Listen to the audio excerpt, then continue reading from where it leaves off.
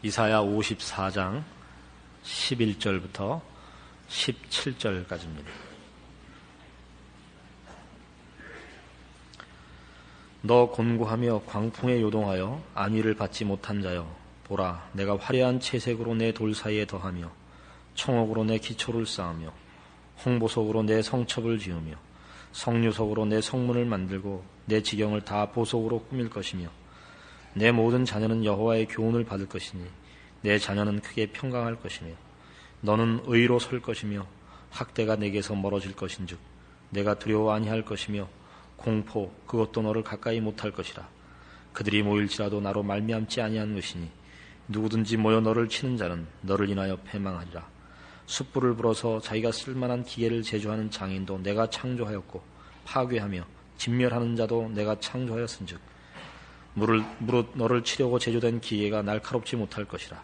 무릇 일어나 너를 대적하여 송사하는 혀는 내게 정죄를 당하리니 이는 여호와의 종들의 기업이요 이는 그들이 내게서 얻은 의인이라. 여호와의 말이니라. 오늘 본문은 이제 바벨론 포로를 당하여 여기 11절식으로 얘기하면 곤고하며 광풍에 요동하며 안위를 받지 못하고 있는 상황의 이스라엘 백성에게 하는 약속입니다. 11절과 12절을 보시면 너 곤고하며 광풍에 요동하여 안위를 받지 못한 자여, 보라, 내가 화려한 채색으로 네 돌 사이에 더하며 청옥으로 네 기초를 쌓으며 홍보석으로 네 성첩을 지으며 성류석으로 네 성문을 만들고 네 지경을 다 보석으로 꾸밀 것이라 라고 약속하셔서 지금 고난을 당하며 궁핍하며 그 참 처량한 지경에 있는 이스라엘 백성을 하나님이 어떻게 회복하시고 영화롭게 하시며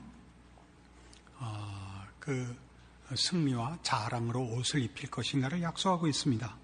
이 설명은 요한계시록 21장에 등장하는 그 새하늘과 새 땅에서 허락되는 새 예루살렘의 묘사에 그대로 반영되고 있습니다. 또한 13절과 14절은 내 모든 자녀는 여호와의 교훈을 받을 것이니 내 자녀는 크게 평강할 것이며 너는 의로 설 것이며 학대가 네게서 멀어질 것인즉 내가 두려워 아니할 것이며 공포 그것도 너를 가까이 못할 것이라. 하나님의 백성의 그 완성된 의와 거룩과 진리와 하나님의 백성다운 지식, 성결의 완성들을 묘사하고 있습니다. 15절 이하에는 어느 누구도 또는 어떤 것으로도 하나님의 백성의 이 승리와 영광을 방해하거나 해하거나 걸고 넘어질 수 없으리라 약속하고 있습니다. 이 말은 끝에 17절 무릇 너를 치려고 제조된 기계가 날카롭지 못할 것이라. 무릇 일어나 너를 대적하여 송사하는 혀는 네게 정죄를 당하리니 이는 여호와의 종들의 기업이요 이는 그들이 내게서 얻은 의인이라. 여호와의 말이니라. 이런 보장은 다 여호와의 종들의 기업이랍니다.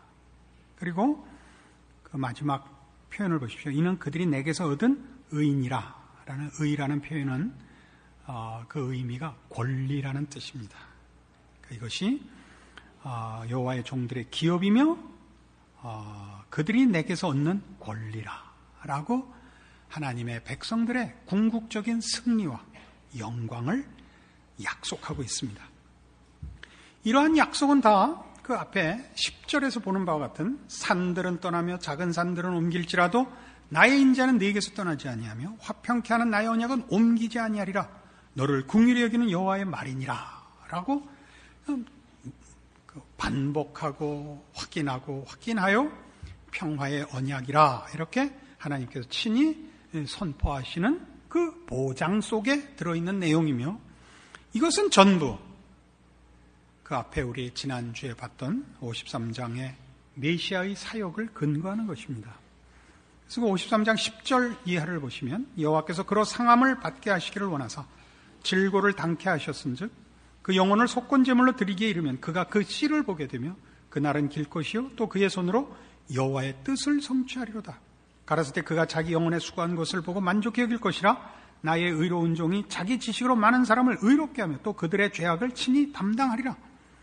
이러므로 내가 그로 존귀한 자와 함께 분깃을 얻게 하며 강한 자와 함께 탈취한 것을 나누게 하리니 이는 그가 자기 영혼을 버려 사망에 이르게 하며 범죄자 중 하나로 헤아림을 입었습니다. 그러나 실상 그가 많은 사람의 죄를 지며 범죄자를 위하여 기도하였느니라 하시니라.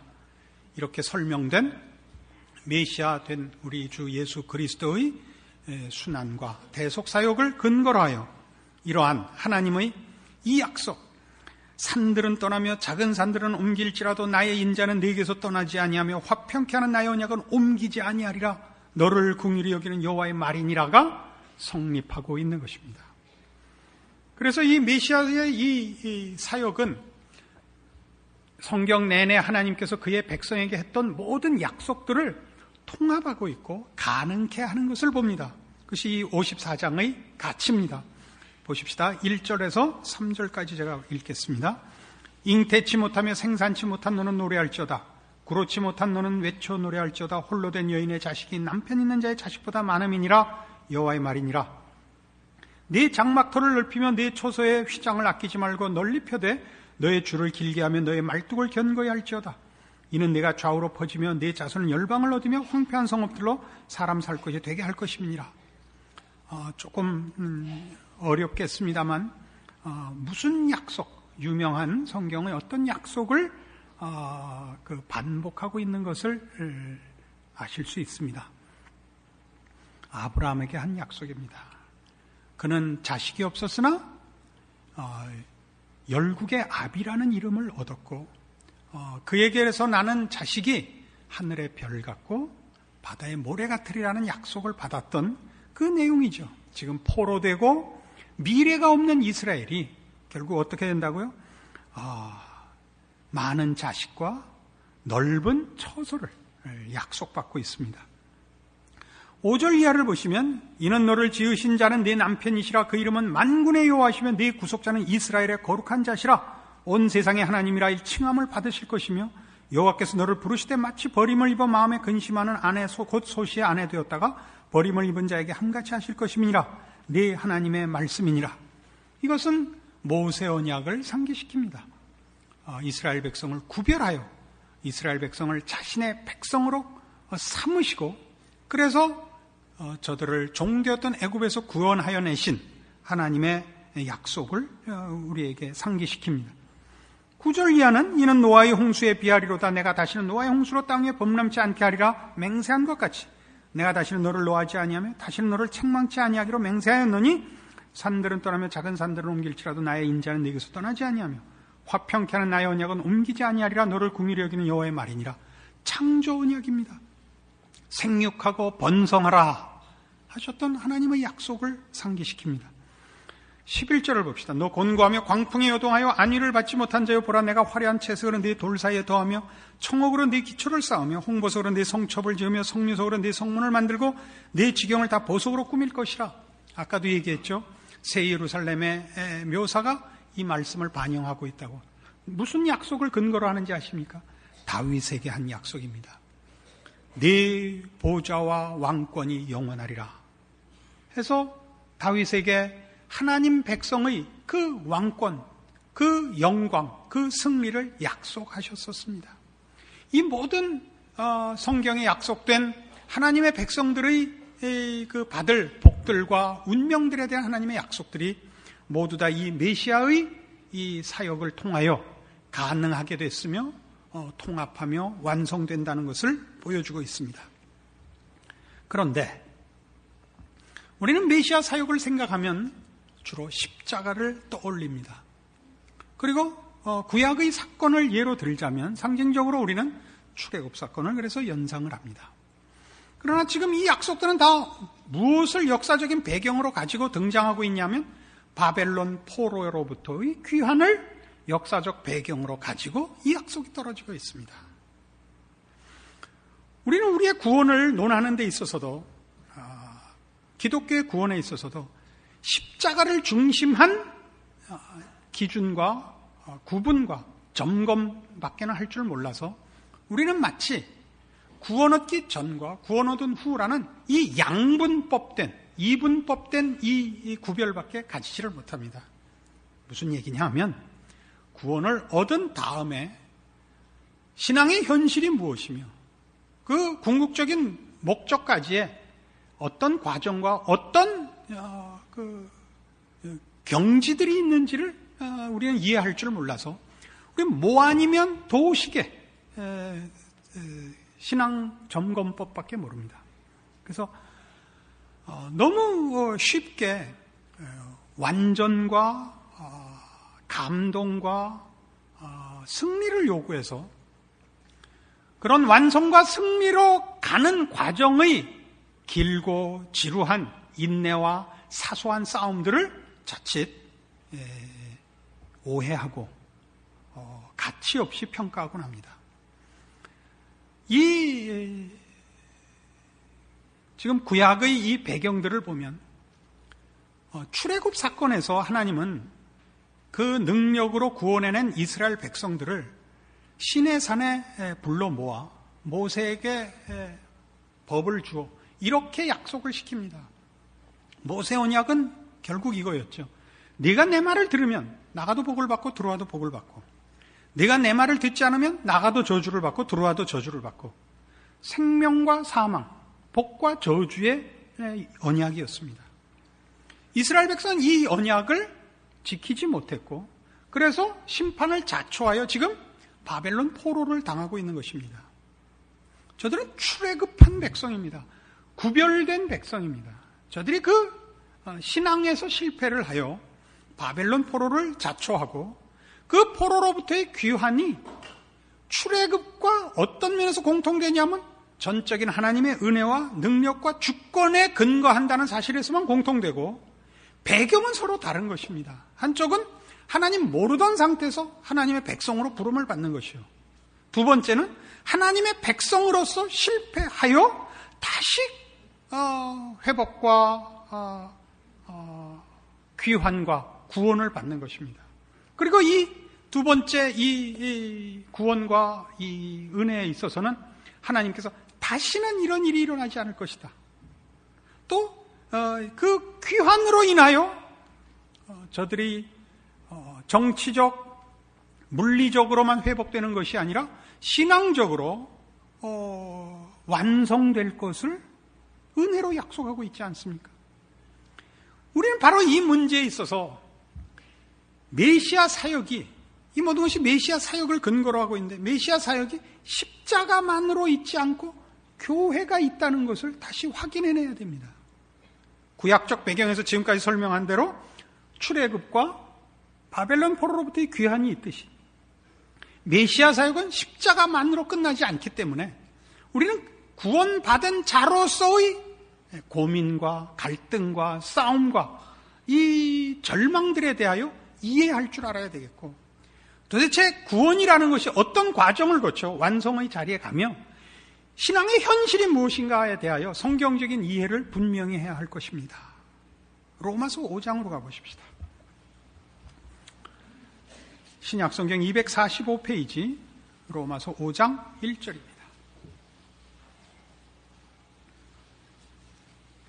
그러므로 우리가 믿음으로 의롭다 하심을 얻었은즉 우리 주 예수 그리스도로 말미암아 하나님으로 더불어 화평을 누리자. 또한 그로 말미암아 우리가 믿음으로 서 있는 이 은혜에 들어감을 얻었으며 하나님의 영광을 바라고 즐거워하느니라. 자, 이것은 이제 3장과 4장에 걸친 구원에 관한 교리를 설명하고 난 다음의 얘기입니다. 뭐라고 얘기를 하죠? 믿음으로 구원을 얻었으니 하나님과 화평을 누리자입니다. 이게 이제 구원 얻은 자의 현실입니다.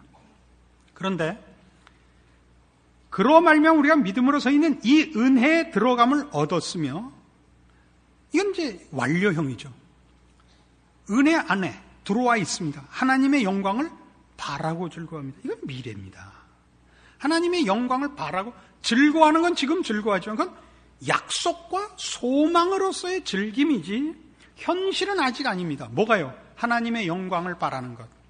여기서 말하는 하나님의 영광은 우리 하나님의 백성들의 완성을 지칭하는 것입니다.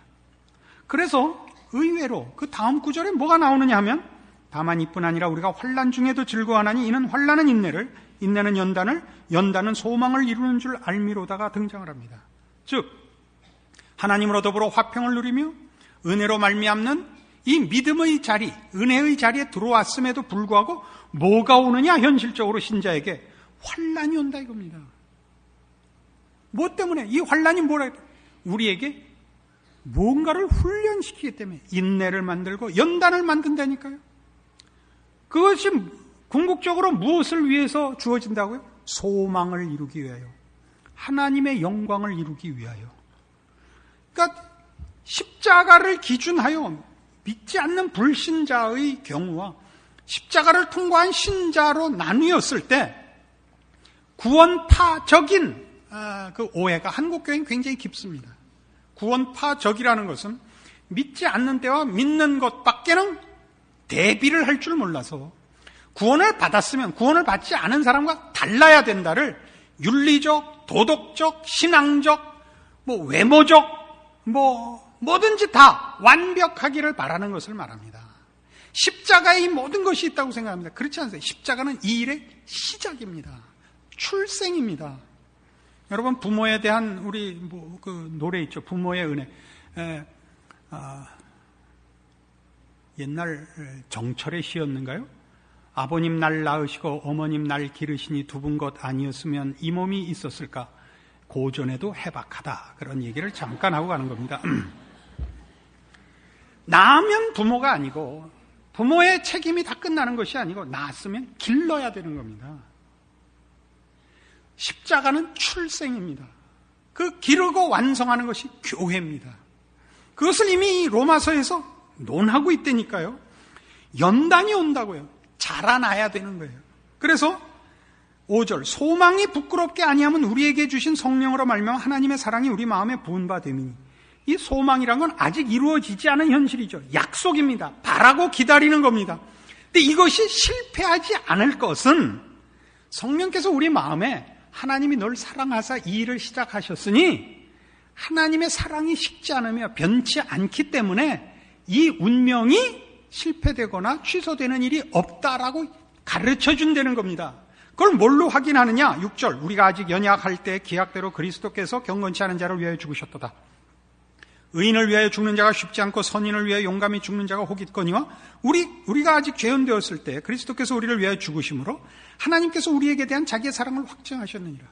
이 십자가 사건은 왜 하죠? 대속사역을 얘기하는 게 아니라 이제는 하나님이 우리를 향하여 어떤 열심과 의지와 사랑을 갖고 있는가를 설명함으로써 우리에게 시작되었은즉 하나님의 뜻이 시작되었은즉 그 끝이 무엇의 외부적인 이유로 방해받거나 하나님 자신의 무슨 다른 이유로 중간에 취소되는 일이 없다는 것을 우리에게 확증한다는 거죠. 뭐가? 십자가 사건이. 그래서 이 얘기가 나와요. 9절. 그러면 이제 우리가 그 피를 인하여 의롭다 하심을 얻었은즉 더욱 그로 말미암아 진노하시면서 구원을 얻을 것이니 그의 피로 구원을 얻었고 그로 말미암아의 이 그로 말미암아는 10절에 다시 이렇게 확인이 됩니다. 곧 우리가 원수 되었을 때 그 아들의 죽으심으로 말미암아 하나님으로 더불어 화목되었은즉 화목된 자로서는 더욱 그의 살으심을 인하여 구원을 얻을 것이니라. 그가 우리를 구원하기 위해 죽으셨습니다. 그의 죽으심으로 우리가 죄인에서 지금 하나님의 자녀가 됐습니다. 예수 그리스도가 우리를 구원하기 위해 십자가를 지시고 죽으셨습니다. 부활하사 이제 살아나셔서 산자로서 우리를 위하여 또 구원을 베풀고 계십니다. 우리를 낳기 위해서 십자가를 지셨듯이 우리를 키우고 완성하기 위하여 교회의 머리가 되셨습니다. 로마서 8장 가보십시오. 이 문제를 이렇게 얘기합니다.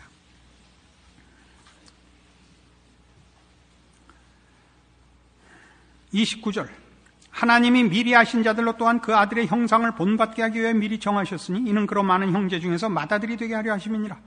또 미리 정하신 그들을 또한 부르시고 부르신 그들을 또한 의롭다 하시고 의롭다 하신 그들을 또한 영화롭게 하셨느니라. 미리 정하시고 부르시고 의롭다 하시고 영화롭게 하셨습니다. 그런데 부르시고 의롭다 하신 건 우리에게 현실적인 경험이지만 영화롭게 한 건 우리에게 경험이 아닙니다. 그렇죠? 미래적인 겁니다. 완성이요 목표입니다. 그러나 영화롭게 하셨느니라 라고 이걸 선지적 완료라 그럽니다. 하나님께서 작정하셨기 때문에 이루어진 것과 다를 바 없다. 영화롭게 하셨느니랍니다.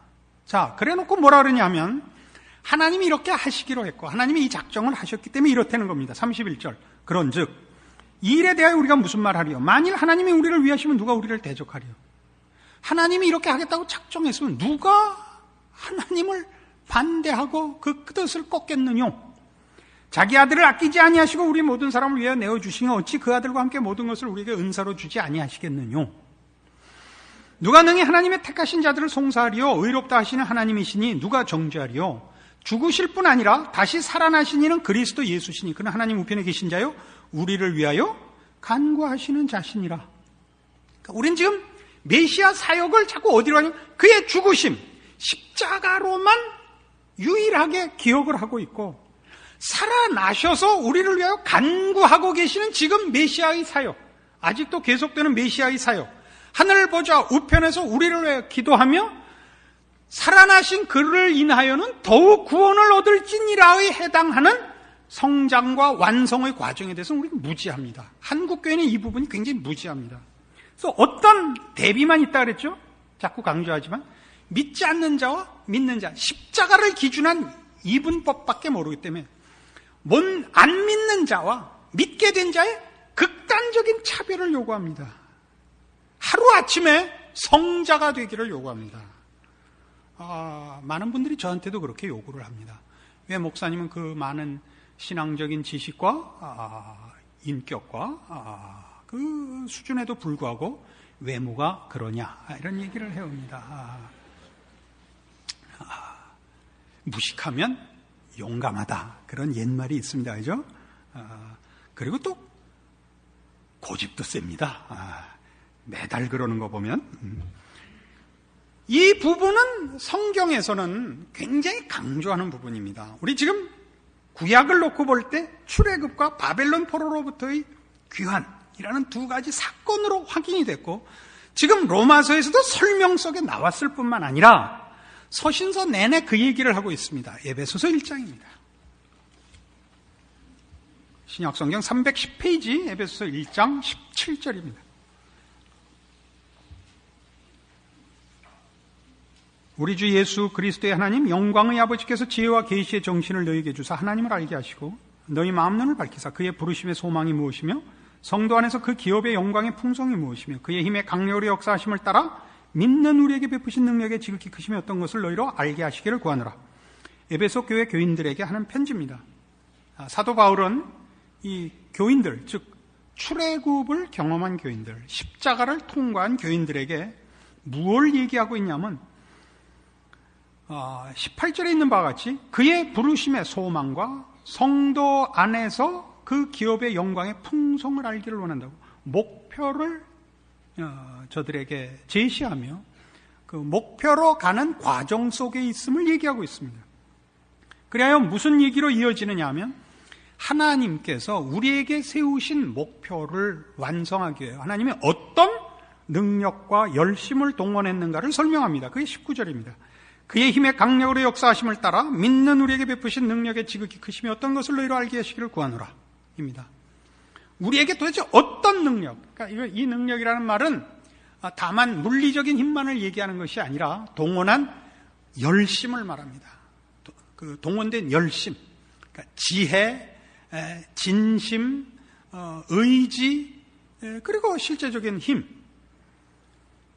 어떻게 동원됐느냐? 20절. 그 능력이 그리스도 안에서 역사하사 죽은 자들 가운데서 다시 살리시고 하늘에서 자기의 오른편에 앉히사 모든 정사와 권세와 능력과 주관하는 자와 이 세상뿐 아니라 오는 세상에 일컫는 모든 이름 위에 뛰어나게 하시고 또 만물을 그 발 아래 복종하게 하시고 그를 만물 위에 교회의 머리로 주셨느니랍니다.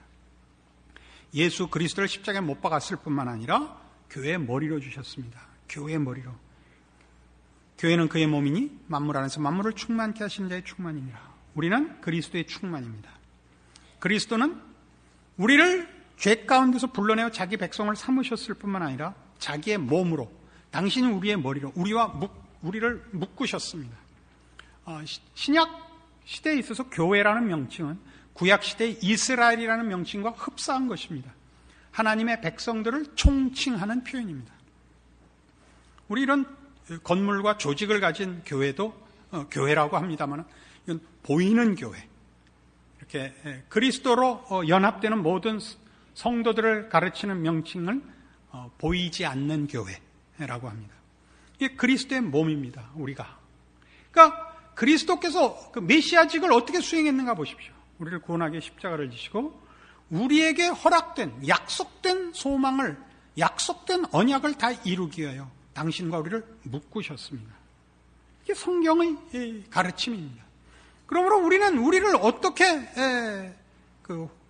우리 자신의 신앙 현실을 어떻게 점검해야 되느냐면 십자가로만 볼 것이 아니고 교회라는 눈금으로도 볼 줄 알아야 됩니다. 우리는 결국 승리할 것입니다.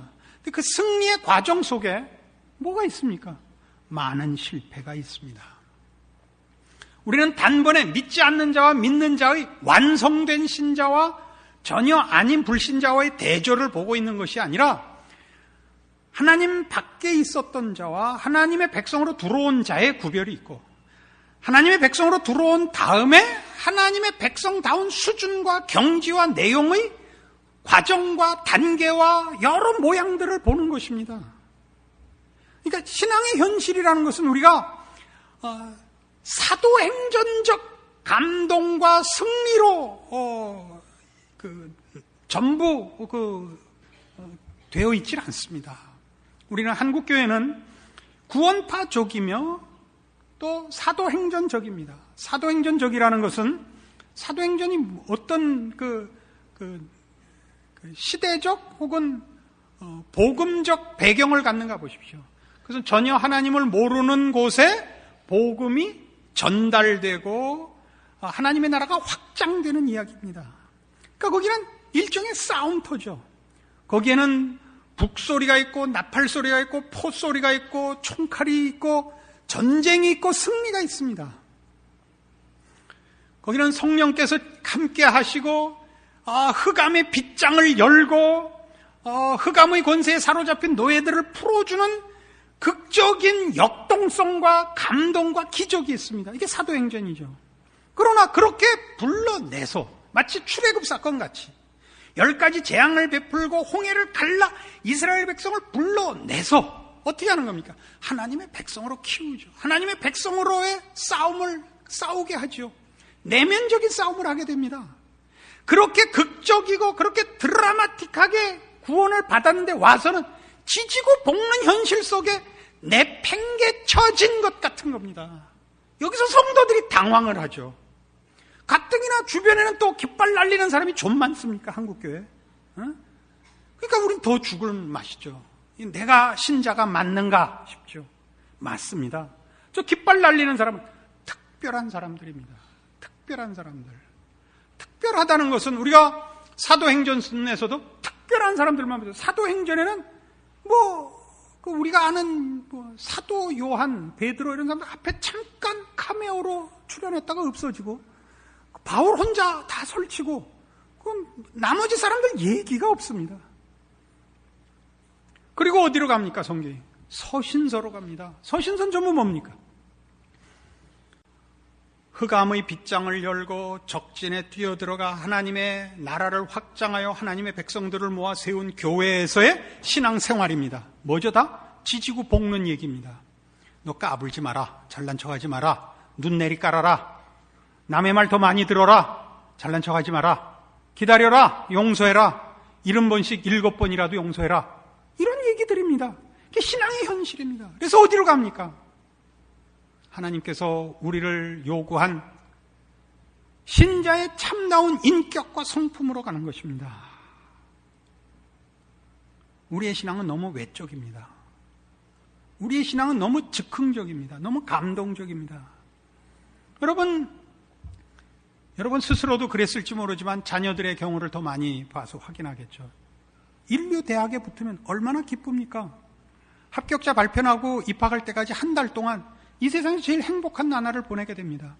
모든 일가 친척이 찾아와서 용돈 주고 짜장면에 짬뽕 말아주고 먹고 싶은 거 하고 싶은 거 늦잠을 자든 지지고 볶든 라면에 머리를 감든 누가 뭐라 그러겠습니까? 무조건 편이요. 입만 벌리면 다 잘난 척이고 그 다 박수를 받습니다.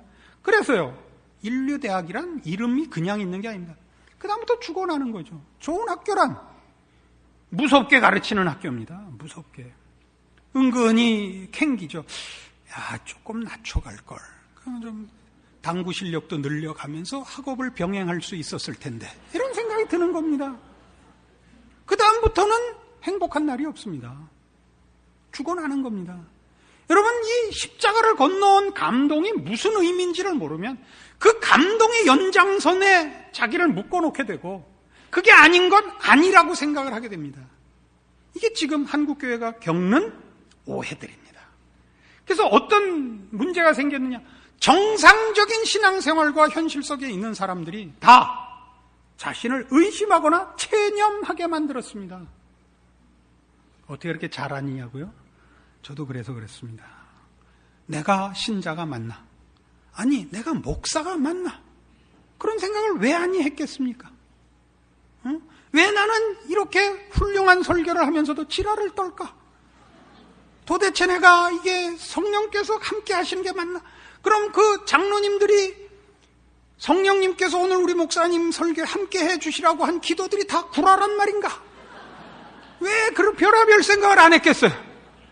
이 고민하셔야 됩니다. 이게 정상적인 겁니다. 우리는 그 깃발 날리는 사람들을 많이 우리 주변에서 한국교회 특히 많이 보고 있습니다. 왜요? 한국교회는 시대적 배경이 사도행전적입니다. 그래서 그렇습니다. 그러나 이 사도행전적이라는 건 어느 시대에 그치는 것이 아니라 지금은 한국교회의 평균 수준이 사도행전적인데 와서 주류가 된 것이고, 사도행전적이라는 것은, 십자가라는 것은 오고 오는 모든 세대가 늘 경험해야 되는 것 아닙니까? 우리는 다 죄인으로 태어나고 불신자로 자연인으로 태어납니다. 개인적으로 누구나 다 십자가를 통과해야 그 다음을 갈 수 있고, 사도행전적인 과정을 거쳐야 교회로 오는 것입니다. 그러니까 늘 있어야 되고 반복돼야 되는 것이지만 그것만으로 하는 것과는 얘기가 다르지 않습니까? 그렇죠? 그래서 오늘 우리는 무슨 답을 갖느냐? 이런 답을 갖습니다. 고린도전서 15장으로 가십시다.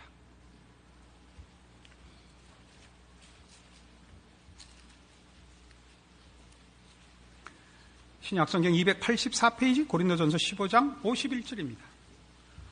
보라, 내가 너희에게 비밀을 말하노니 우리가 다 잠잘 것이 아니요 마지막 나팔에 순식간에 호련히 다 변화하리니 나팔 소리가 나면 죽은 자들이 썩지 아니할 것으로 다시 살고 우리도 변화하리라. 이 썩을 것이 불갑을 썩지 아니할 것을 입겠고 이 죽을 것이 죽지 아니함을 입으리로다. 이 썩을 것이 썩지 아니함을 입고 이 죽을 것이 죽지 아니함을 입을 때에는 사망이 이김에 삼킨 바 되리라고 기록된 말씀이 응하리라. 사망아 너희 이기는 것이 어디 있느냐? 사망아 너희 쏘는 것이 어디 있느냐? 사망에 쏘는 것은 죄요, 죄의 권능은 율법이라. 여기서 말하는 내용은 왜 부활이요 생명이신 예수 그리스도를 믿어 나를 믿으면 너희가 죽어도 살겠고 살아서 나를 믿는 자는 영원히 죽지 아니하리라라는 약속 속에 있는데 왜 죽느냐 하는 문제에 대한 답입니다. 우리는 죽지 않습니다. 성경이 말하는 죽는다는 표현은 생물학적인 표현이 아니고 영적인 표현이며 그 표현은 하나님과의 분리를 말합니다. 신자들에게 있어서는 하나님과의 분리는 없습니다. 그러나 생물학적 죽음을 갖는 것은 우리가 살고 있는 현실이 아직 하나님이 약속한 구원의 완성의 과정에 와 있지 않다는 것을 시사하는 것입니다. 그래서 신자들, 부활 생명을 소유하고 있는 신자들이 생물학적으로 죽습니다. 사별하는 일이 일어납니다. 그래서 뭘 가르치느냐? 우리의 구원과 마찬가지로 우리의 완성도 하나님의 능력과 은혜 아래에 있다를 가르칩니다. 어떻게 해요? 지금 얘기한 것 같이 우리는 마지막 나팔 소리에 일어날 것입니다. 우린 다 죽어 시체가 되어 다 썩어 문드러져 있는데 나팔 소리를 들을 수도 없고 일어날 수도 없습니다. 하나님께서 일으키십니다. 변화된 몸을 주사 부활케 하실 것입니다. 그걸 이렇게 얘기합니다. 57절 우리 주 예수 그리스도로 말미암아 우리에게 이김을 주시는 하나님께 감사하노니입니다. 이 이김은 지금 시점에서는 무슨 이김이죠? 부활의 이김. 죽어 썩어진 우리 육체가 부활하며 새 몸을 갖는 이김을 말합니다. 이 이김을 그리스도 예수 안에서 주는 겁니다. 하나님께서. 그래서 이렇게 이어지죠. 58절 그러므로 내 사랑하는 형제들아 견고하며 흔들리지 말며 항상 주의 일에 더욱 힘쓰는 자들이더라. 이는 너희 수고가 주 안에서 헛되지 않은 줄을 알미니라. 이건 참 기가 막힌 표현입니다. 우리의 신앙 현실은 성공보다 실패가 훨씬 많습니다. 우리는 우리 자신에 대해서 절망하며 체념합니다. 그러나 성경이 말하는 것은 이겁니다. 너희가 아무리 열심히 살고 순교를 하고 주를 향해 목숨을 내놓을 각오를 해도 순교하면 정말 죽잖아요. 정말. 그럼 그 순교가 가치가 없죠. 죽어버렸는데. 그 죽음이 아닌 것은 하나님의 약속과 은혜와 능력이 그 죽음이 아닌 영광과 승리로 되도록 이김을 주시며 변화된 부활을, 몸으로의 부활을 주시며 영원한 나라와 영원한 나라에서의 생명을 주시는 것이 마지막 전적으로 하나님 손에 있다는 것을 말하고 있는 것 아닙니까?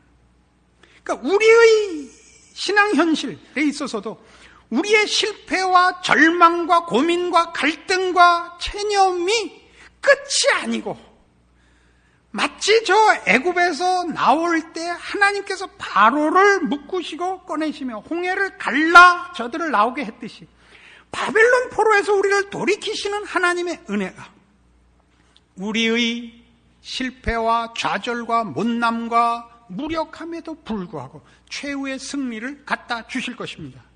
그럼 우리의 현실적인 책임은 뭡니까? 고민하고 괴로워하고 주 앞에 더 몸을 던지는 것이죠. 우리에게는 희망이 없습니다. 이 약속들이 내 힘으로 일어나지 않습니다. 내 힘으로 완성되지 않습니다. 그 확인하는 게 바벨론 포로입니다. 바벨론 포로 위에 하나님의 구원이 있습니다. 왜요? 우리는 우리의 신앙이 시작도 그랬고 과정도 그렇고 완성까지도 하나님 손에 있다는 것을 거듭 확인하는 것이 우리의 실패를 통해서며 자신의 못남을 통해서입니다. 우리의 실패와 우리의 못난 것을 확인하는 것은 전혀 무가치하지 않습니다. 이것이야말로 신앙의 참다운 결실을 위한 유일한 과정일 것입니다. 여러분들이 한 것으로 뭐가 되면 그 사람은 신앙이 크질 않습니다. 잘난 척만 큽니다. 제대로 된 신앙은 뭐냐? 더 많이 하나님께 의존하는 것이요. 더 많이 하나님께 무릎 꿇는 것이요. 하나님의 약속을 근거로 하여 체념과 절망을 극복하는 것입니다. 이거야 못하겠습니까? 기독교의 참다운 복음은 우리 주 예수 그리스도의 참다운 구주 되심은 바로 이 장면에서 빛을 발하는 것입니다. 여러분 각자의 신앙을 돌아보시고 여러분이 가진 기독교 신앙의 약속들이 어떻게 무엇을 근거로 하여 나에게 영원한 운명인가 확인하는 신자된 확인과 기쁨과 자랑과 그리고 겸손이 있기를 바랍니다. 기도하십시다. 하나님 아버지의 은혜를 감사합니다. 하나님께서 우리의 아버지 되시고 예수 그리스도로 말미암아 우리를 그 백성으로 삼으시되 승리와 영광과 자랑을 삼으신 것을 인하여 감사드립니다. 주는 우리의 구원이시며 생명이시며 복이시며 우리의 완성이시며 자랑이시며 상급이십니다. 이 사실로 우리의 신자된 현실을 이길 것이요 나의 못난 것을 확인할 때마다 더욱 주께 나를 의지할 것이요 주의 은혜만을 구할 것이며 낙심치 않고 하나님의 사람으로 매진하기로 결심합니다. 주여 우리의 고백을 받으시고 우리의 기도에 응답하시며 주의 약속을 지키사 신자된 기쁨과 자랑이 주로 말미암아 우리에게 현실인 것을 약속과 믿음 속에서 현실인 것을 경험케 하여 주시옵소서. 지금은 우리 주 예수 그리스도의 은혜와 하나님 아버지의 극진하신 사랑과 성령님의 교통하심이 하나님을 아버지라 부르고 예수 그리스도를 믿노라 시인하는 우리 신앙 고백의 그 귀하고 그 영광되고 그 자랑스러운 내용을 확인하고 믿음으로 말미암는 감사와 충성을 약속한 결심으로 돌아가는 심령들 위해 영원토록 함께 있을지어다. 아멘.